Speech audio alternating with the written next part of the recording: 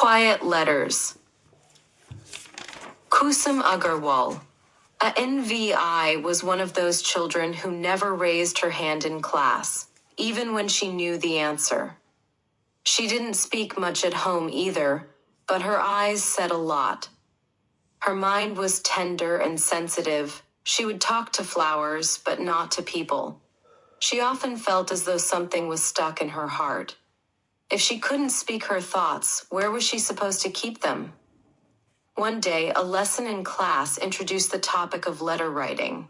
The teacher explained that in earlier times, people communicated their thoughts and news to loved ones through letters. She mentioned that India's first Prime Minister, Sri Jawaharlal Nehru, had written heartfelt letters to his beloved daughter Indira while she was studying abroad. Phones, the internet, and emails, letter writing is slowly fading away. Still, the teacher emphasized its charm and importance. She explained that there are three main types of letters: personal letters, formal letters, and special letters. She added that letters could even take the form of diary entries. The teacher went on to explain the process: writing the letter, placing it in an envelope, adding the receiver's address, and dropping it into a letterbox so it could reach its destination. As Anvi listened, her eyes lit up. Perhaps she had just discovered a powerful way to express the feelings she kept locked away. I will write my thoughts in a letter, she thought. But to whom? And where? One day, Anvi wrote a small letter to an imaginary friend. Dear someone, hello. I don't know who you are, but I'm sure you're out there. Somewhere. Today I feel tired of listening to everyone and staying silent. If you were here, maybe you would understand me, but you're not. I hope to meet you someday, Anvi. She folded the letter, put it into an envelope, and wondered, where should I keep it now? Then she rushed to fetch an old cardboard box. She decorated it and cut a large slit into the top. In big, beautiful letters, she wrote, "Letterbox of my heart." From then on, whenever her heart felt heavy, Anvi would write a letter. Sometimes her sadness, sometimes her fear, sometimes her joy, sometimes her dreams. Every emotion found its way into a letter. Each one was addressed, "Dear someone." Slowly, the box began to fill. One day, Anvi had gone to school. Her mother, tidying up the house, came across the old cardboard box. "What's this old thing? It's probably garbage." Unknowingly, she threw away the letterbox of Anvi's heart. That evening, when Anvi came home and discovered it missing, her eyes welled with tears. But, as always, she said nothing.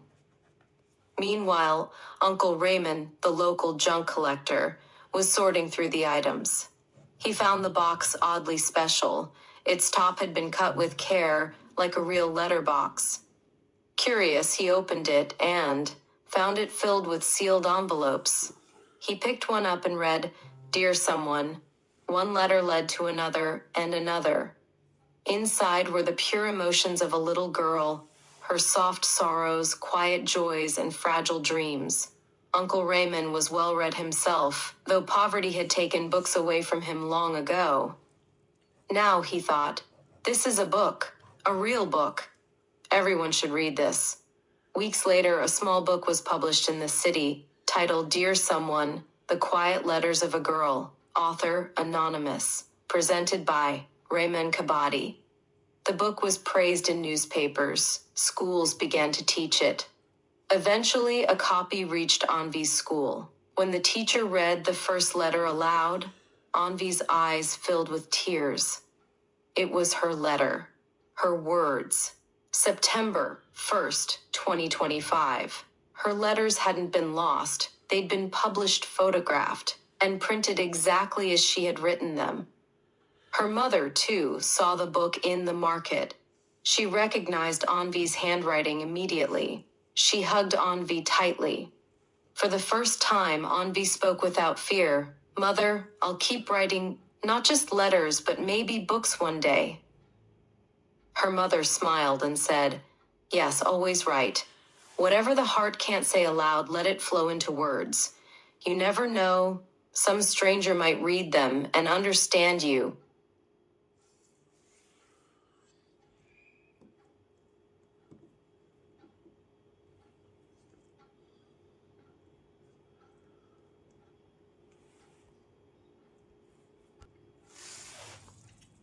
Hey there.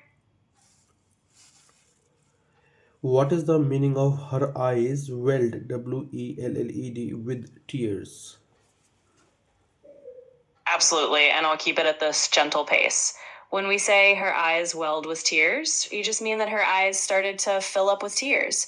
She didn't necessarily start crying fully yet, but you could see the tears beginning to form in her eyes. It's just a way of saying she was getting emotional and her eyes were filling up with tears. What is junk collector? Absolutely. I'll keep it nice and slow. A junk collector is basically someone who gathers or picks up junk, meaning old or unwanted items that people have thrown away. Sometimes they collect these items to reuse, recycle, or even sell them. So it's just someone who deals with collecting and handling junk.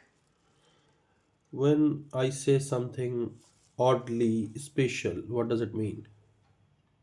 Sure, and I'll keep it slow and clear. When you say something is oddly special, you just mean that it's special or unique in kind of an unusual or unexpected way. So it's not just special in a normal sense, but it has something a bit quirky or unusual about it that makes it stand out. Give me five examples of that. What could be oddly special and use 0.75x speed? Absolutely. I'll pick it up just a little bit to about 0.75x speed. So, for example, an oddly special moment might be finding a childhood toy in your attic that brings back memories. Or maybe it's a strangely shaped rock you found on a walk that just feels special to you. It could be something like a handwritten note you find in a secondhand book that feels oddly special, or even a random compliment from a stranger that just makes your day in an unexpected way. And finally, it could be a little cafe you stumble upon that feels special for no particular reason. So, those are a few examples of things that might feel oddly special.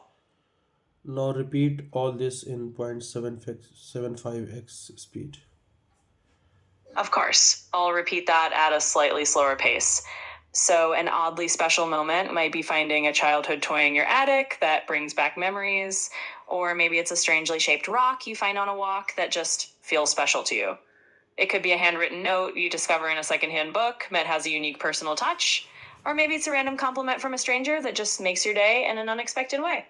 And finally, it could be a little cafe you stumble upon that feels special for no particular reason. So, those are examples of things that might feel oddly special.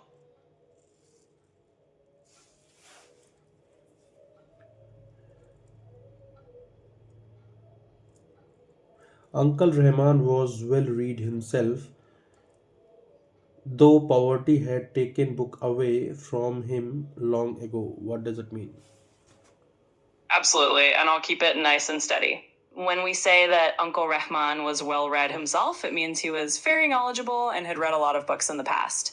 And when we say poverty had taken books away from him long ago, it means that because he was poor, he no longer had access to those books anymore. So he used to read a lot, but poverty made it difficult for him to keep up with his reading. Thank you.